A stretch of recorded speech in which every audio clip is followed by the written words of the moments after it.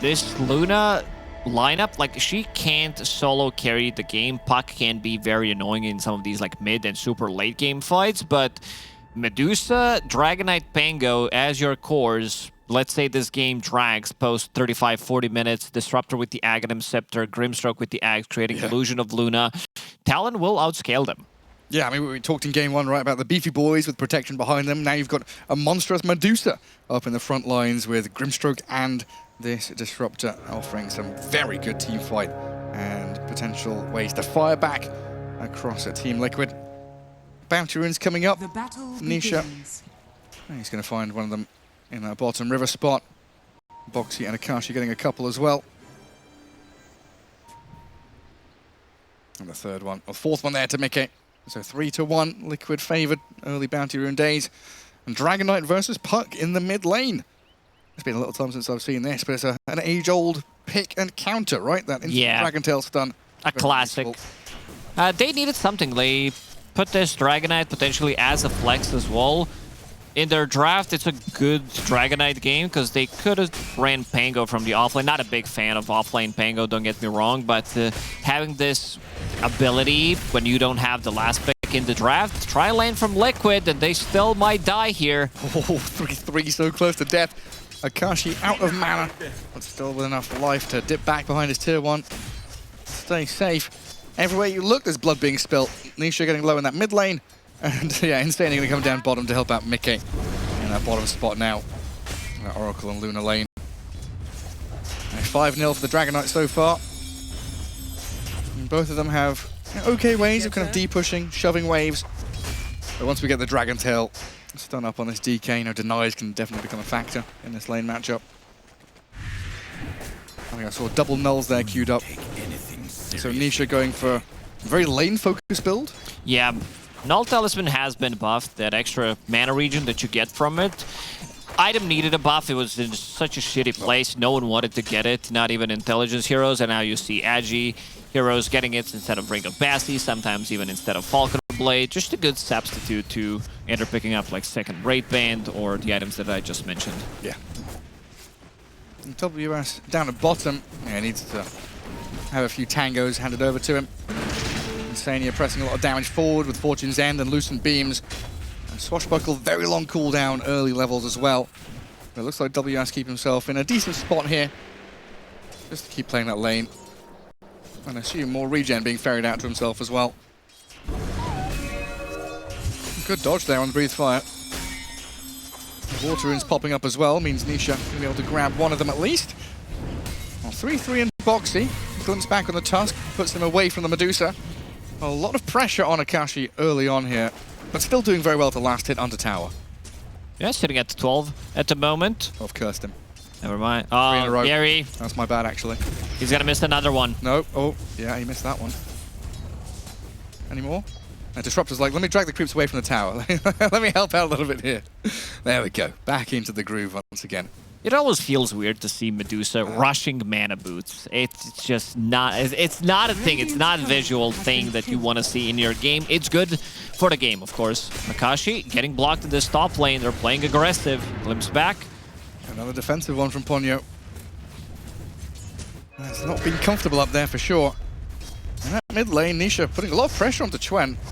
Level 2 Illusory Orb is ready, but looks like, yeah, 200 HP and a couple of stick charges. Enough to keep Chuen in fighting shape and stay in the lane properly. It's a pretty tight fought matchup, this one. It really is. You said Nisha is going to invest into these smaller items, try to put as much pressure as possible. Chuen putting the second points in Dragon Blood, having that Flag Bearer creep extra regen when he's sitting underneath the tower. So it always looks like he's going to die, but Chuen is definitely fine, having another tango, a couple of stick charges. Towing the line. Swash off the mark there. Inkswell connect. Not sure they would have been able to get the kill outright, but definitely would have done a bit more damage onto that Oracle. And this wave perpetually sat in front of the Radiant Tier 1, giving Mickey a nice safe time to farm himself away. 21-5 on the Luna. Is this one of those games where we see a lot of rotations into mid? We're going to see people... Oh, is Akashi just dead to Boxy? The Tusk? He threw a blood grenade. Wanted to really get the kill there. Needed one extra hit, but nice play. Ponyo, I don't think he can be left alone. Like, Ponyo was missing Ponlo, Ponyo, Palason, anybody else? No, I think you hit all of them there. So yeah, one of those guys missing from the lane. Akashi unable to survive through all this constant damage they've been putting onto him. What is it now? Just 1-1-1 build from Boxy. It's a level 1 tag team. But we do have Mana Burn on 3-3. I mean, this is something 3-3 is like known for, right? Playing Doom and picking up the exact right creep at the right time. Chain Lightning, Mana Burn, whatever it might be. And even stacking camps for himself at the same time. That creep is OP. Having Mana Aura on top, I don't think it's necessary. I think you can just have Mana Burn and people would still be annoyed by it. Was he stacking up creep waves? Yeah. Radiant's top tower. Drag the next one off the tower as well. Aggro it, pull it back with... And he's using Mana Burn on the creeps. Down at bottom, Boxy rotating on this Pangolier. Liquid really trying to utilize this early aggression to get the kills. Snowball trying to dodge the ink swell. Successfully done and well played by Liquid. Pango down, 2 kills to the good. And exactly what they need. Here. Yeah. Having this early advantage with the lineup. Now you have this global presence from Luna. Level 2 right now, 9 extra damage. Does help a lot. Joanne in the mid lane, starting to put some extra pressure now onto Nisha. He is more than fine in this matchup. There needs to be a rotation from Boxy, maybe even +1 to be able to bring him down. Yeah, here's that 3v3 right in the mid lane. Everyone coming in to guard the 6-minute rune. Regen up at top, going to get denied by Ponyo, it looks like there. Nobody going to be refilling their bottles. Stun onto Boxy. He does have Snowball. Might need to use it here to dodge away from any glimpse or aggressive play. Surviving and saved up by Insania with a 2-man coil from Nisha. 3-3 rotates in. Getting on top of Chuen. Quite a bit of damage out of Infernal Blade and a Fortune's End to finish off the Dragon Knight, and 3-3 diving even deeper. Ponyo in trouble. Slows down the Doom, but the Scorched Earth burns him to a crisp. Good rotation. We said that they need to bring at least 3 heroes. 33 TPs, level 5. This is something that has been done in the past couple of months where offlaners are not too afraid to TP to a mid lane and help out. Because they are getting some extra gold. Medusa is farming anyway, and back to the top lane immediately.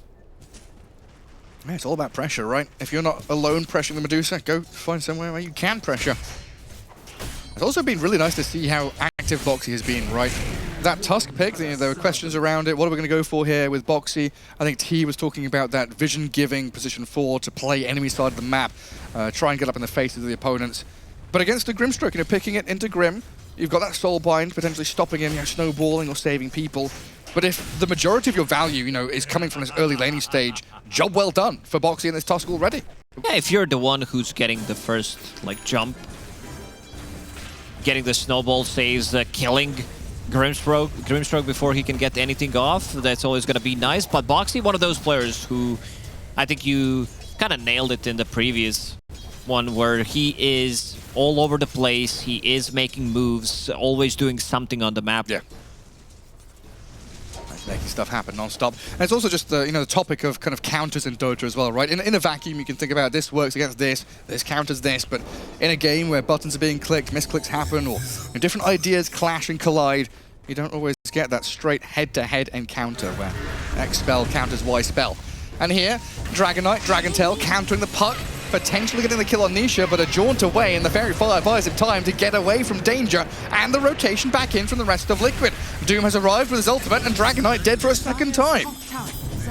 Ooh, 33 again, ready with the rotation. He was so ready with the TP, getting another kill, and this leaves Mickey in 1v1 scenario against Pango, who's only level 5, double bracer. Gary, what do I always say about the offlane Pango? You hate it, but we had a discussion about this, and you hate it unless Amar is playing it. Because he can get a lot out of the laning stage. Amar is an insane laner.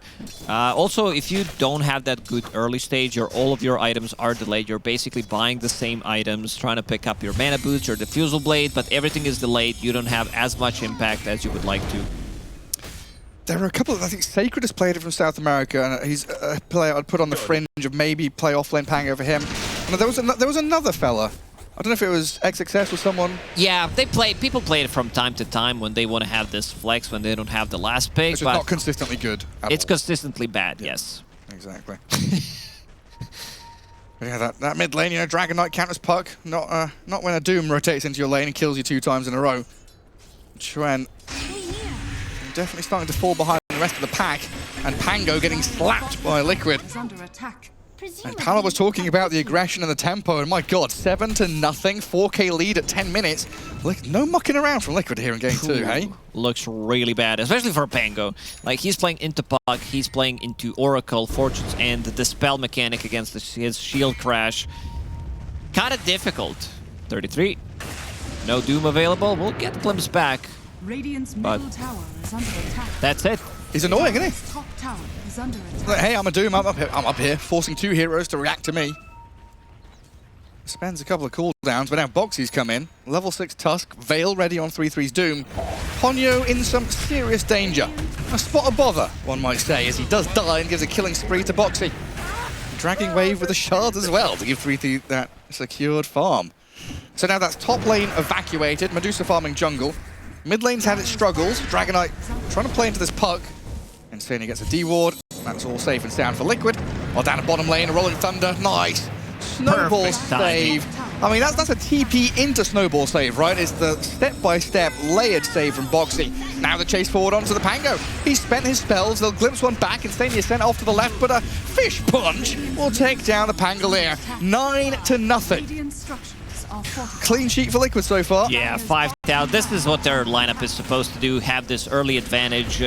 Having Luna, they needed a hero that's going to take the towers. Luna, I don't think you're going to ask for a better hero. Holding the Aegis, sieging the high ground. They're going to check what's happening in the outer part of the map. It's not Blue Luna this time. It's not Blue Luna, indeed. No Blue Laguna this time around. It is Radiant Luna though, so we'll probably see that top tier 3 get pushed about 20 minutes in. Insania. Oh, the first death of the game for Liquid. Position 5 drops, and Tren going to pick it up. That gets him Blink Dagger unlocked. Dire's structures are fortified. Both supports are still level 5 on Talon. They need that level 6 on Disruptor. Not so much on a Grimstroke. But Static Storm definitely needed. Use it with the Dragon Tail. Try to get a kill on Puck, who is holding onto Shield Rune at the moment, so not an easy kill. Nisha already having Witchblade, so gives him an opportunity to solo kill the supports. If they had Static Storm there, he would definitely be threatened. But not available at the moment. Big bad Boxy has come into this mid lane. Everyone's like, no, please, not me. They're even glimpsing him. Okay, they kill the Tusk here. They're going to give it a good old shot. Half HP, Boxy dropping lower, but a coil.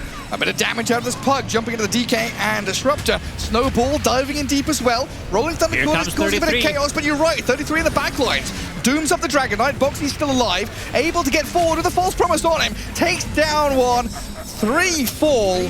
Talon losing out big time in that mid lane fight as Liquid bring the numbers, they bring the pain. A little surprised that they decided to take the fight there. Look at the Snowball. Insania keeping the distance as well in case he needs to drop the ulti on Boxy, but the Snowball coil as well. We said that they need that Static Storm. They need the silence. They need extra damage, and flank coming out from 33. More than enough to bring pretty much everybody down. Medusa did not want to take some of these like early fights. She still wants to be in the triangle, take the farm. But speaking of taking the farm, Team Liquid are taking their farm away from them. Yeah, Boxy. He's getting stunned up, and Nisha has forced Ponyo back, and look who's arrived. It's Mickey with an Eclipse. Akashi dropping low on the mana pool. They've got a Soulbind here on the Puck and the Tusk, but when it ends, a Snowball comes. Buys a bit of space for Nisha to dance around in the back lines. On the right-hand side, ooh. WS just shield crashed into Boxy. Tusk has a Walrus Punch, a Blood Grenade, Mickey Insania nearby. Tag team available. He's gonna punch him, and WS will die. Okay. Even through the shield, I guess it's just a one-man shield crash. It's 150, so yeah. Tag team is maxed out. Mickey is there as well, providing him with the aura, so having that extra 20 damage should be enough. Okie dokie. And what does Nisha do? Does he go diving onto Ponyo? Can he see the Disruptor? Might be able to get on top of him. Dragon Tail stun in 2 seconds. Blink Dagger available, so they're definitely gonna get a return kill. Chuen probably thinking about jumping Mickey. Nisha, where is he? He's on a different side. Coil available, but very low on mana. Has 1 spell available. Yeah, it's like Orb, Disruptor, or go and coil the rest of them to the right-hand side. So yeah, it's going to be Boxy punches Pango, kills him. Chuen is not going to be able to blink. I didn't have my camera you're right. on him. There is attack from Nisha. Let's see if that's Witchblade. That is Witchblade, so overtime damage will cancel his Blink Dagger. Can he blink dodge it? He can, but he can't stun people afterwards immediately. And what does the Medusa do? The fight, does she just run away? Go farm jungle? That might be the best option. I mean, she deals a good amount of damage. Yasha, Spark of Courage. 21 charges as well. Could be able to rejoin the fight. And this is a fight without 3-3. Yeah, look at him on the map. Top left corner. No real opportunity to come and join this. Not as if he's got boots of travels or anything like that. As Midas. Well, let's find out how it all pans out. Does WS die? Does Nisha dive the tier 2 on Ponyo? Find out next time on Unpause Dota 2. Pango dead. WS cleared out. Boxy throws the blood grenade. Still falls. Nisha does dive in to find Jokam. As Chuen, Akashi, and Ponyo bail away. In the end, the Tusk taking down the Pango and the Grimstroke. Good measured response there from Liquid once again. This 9k lead just building and building. Ooh, they're gonna steal enemy XP rune. Nisha, Mickey, and Insania. All 3 of them going together. Just pray for Ponyo. Pray for Jokam. At least they got a kill on Boxy in the previous fight, which did give Ponyo enough XP to be level 6. Level 6 at 14 minutes. Grimstroke as well, also level 6. They both buy smokes like immediately. Like, come on, level 6. We want to use these LTs. Let's have some fun. Let's cast some spells, boys. Still quite distant from... Oh, I guess Pango's never got Diffusal Blade. I just felt like he's dragging his heels a little bit, taking his time getting there with the difficulties he's had. But yeah, Diffusal Blade will come now. On top of the stats items he's already built up.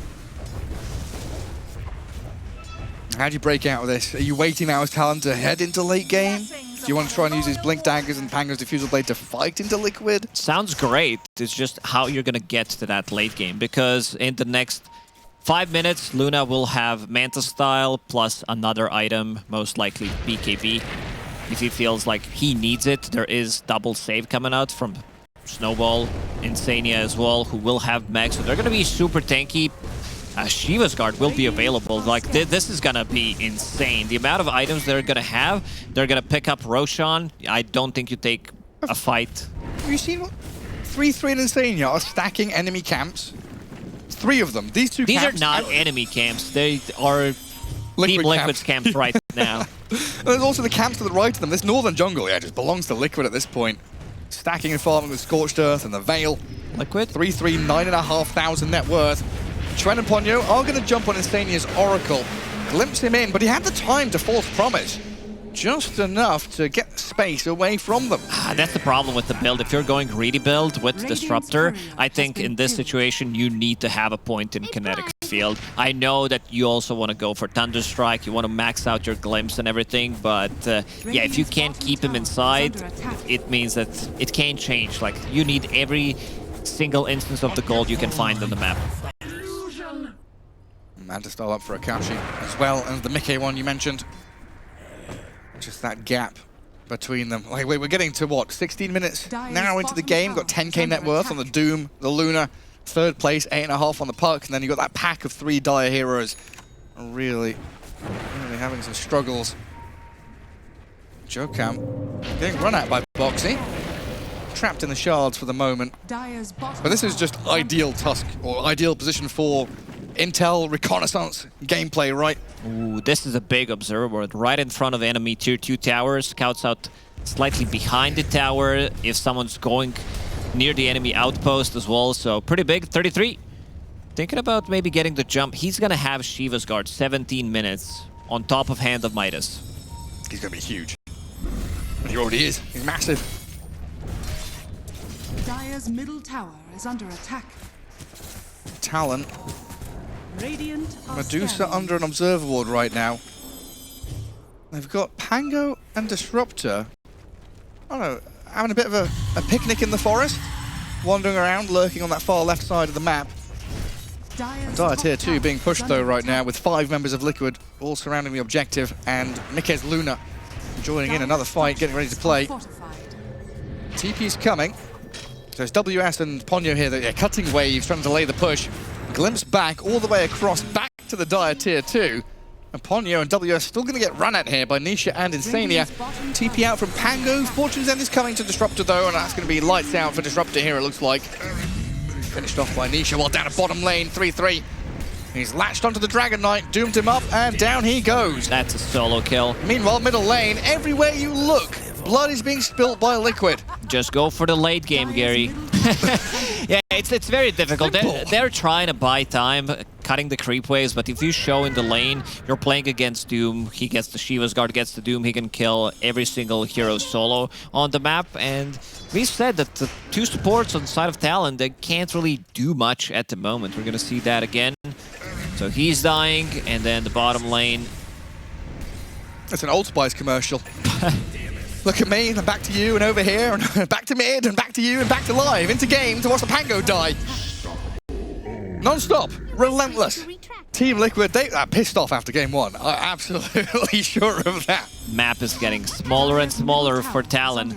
We've said that they might want to go for Roche, but if they feel comfortable enough, they might seize the high ground, see what happens. I don't think they should risk it. They don't need to risk it. They can wait until Luna gets the BKB. He's very close to it, couple of camps, and we'll finish it off. There is tier 2 tower in the bottom to be taken. It's just like every item for Liquid is another like order of magnitude stronger for the entire team. You know, BKB Doom, Oracle with a mech, BKB on Luna, everything just makes them more difficult to kill, more difficult to fight into, and offering so much more damage and sustain.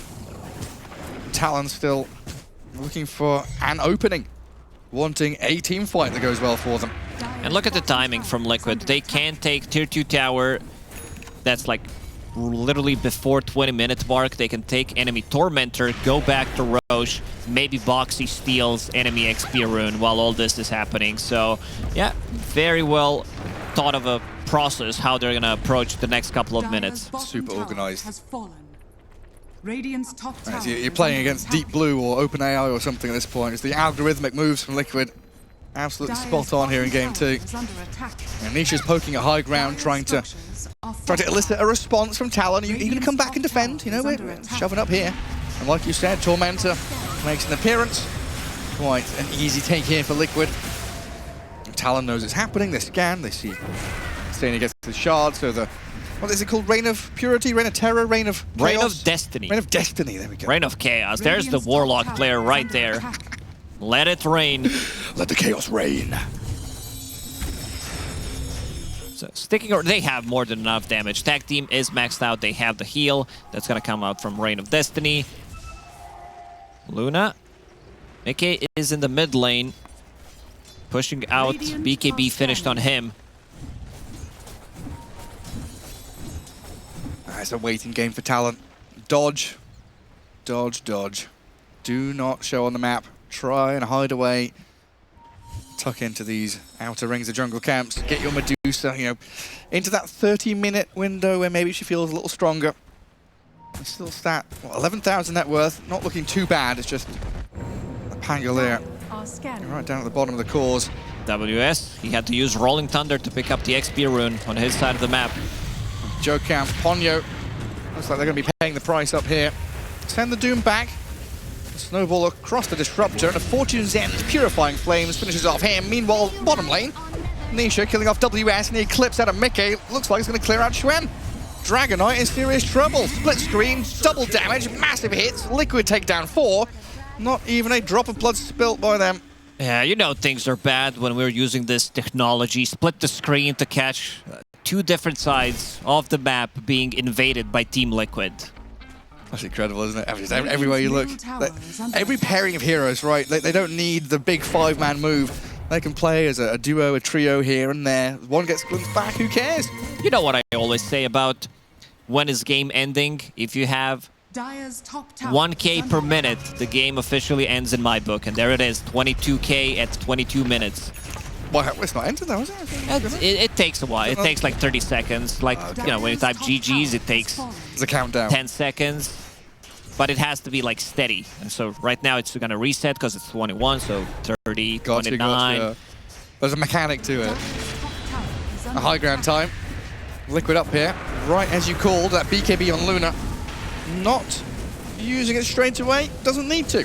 Has Insania's Oracle sat behind her. It looks like for now, Talon, they've ripped off Team Liquid, sent them packing. There's just never-ending pressure into these lanes, right? Top and mid trending into dire base. A line drawn bottom, 3-3 is like, guys, I'm just going to push and farm down here. There's plenty of space. Usually you don't see this. They still have a tier 1 tower 22 minutes into the game, so you can TP bottom and take Roshan. It's underneath your nose. How much damage? How much tower damage? Tamaj, there we go. It was like Talon tower damage. Yeah, how much tower damage has Talon done? That is a tongue twister. Jeez Louise. Oh, yeah, those small numbers. 400, but I'm looking at their towers. This has been mostly done by creeps. Creeps have dealt more damage than heroes from Talon. 322 HP. Yeah, there we go. So Roshan for Team Liquid thought they're gonna do it slightly earlier, but yeah, give it to Luna. Seize the high ground. This one's in the book. Yeah, what's that? Phylactery into Kanda.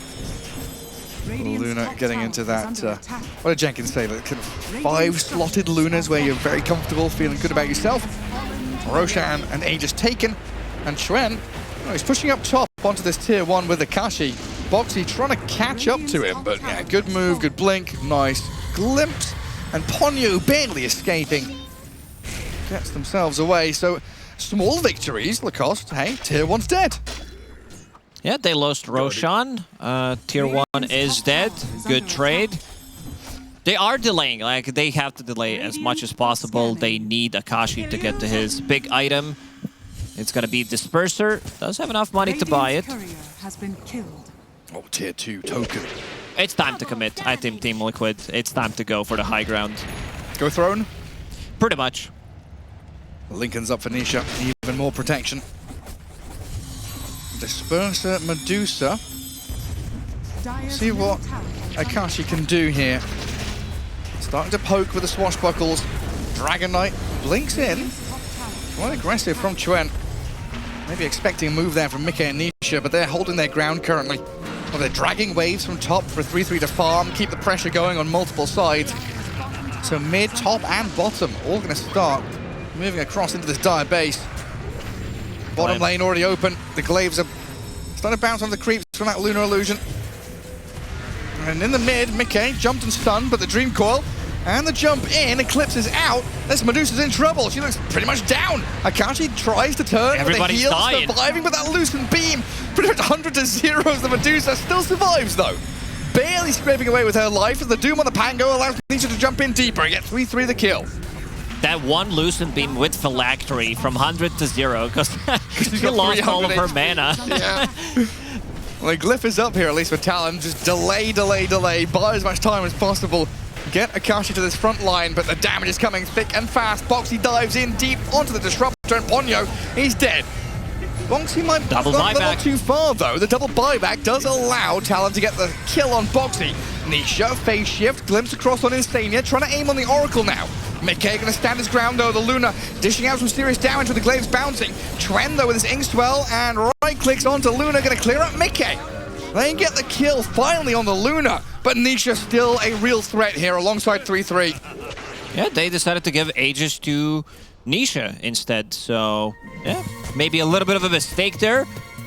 You want to give it to the hero that gives like most damage because you feel you're super strong right now. You want to end the game. 2 minutes and 20 seconds left. It's time to go. 40 seconds until Luna is back. With Mickey, they did manage to take down the middle set of barracks. Tier 3 towers are down to like half HP. The other one, 200 HP down. So continue. This is what it's all about for Team Liquid. They have this advantage that they wanted to get with the draft.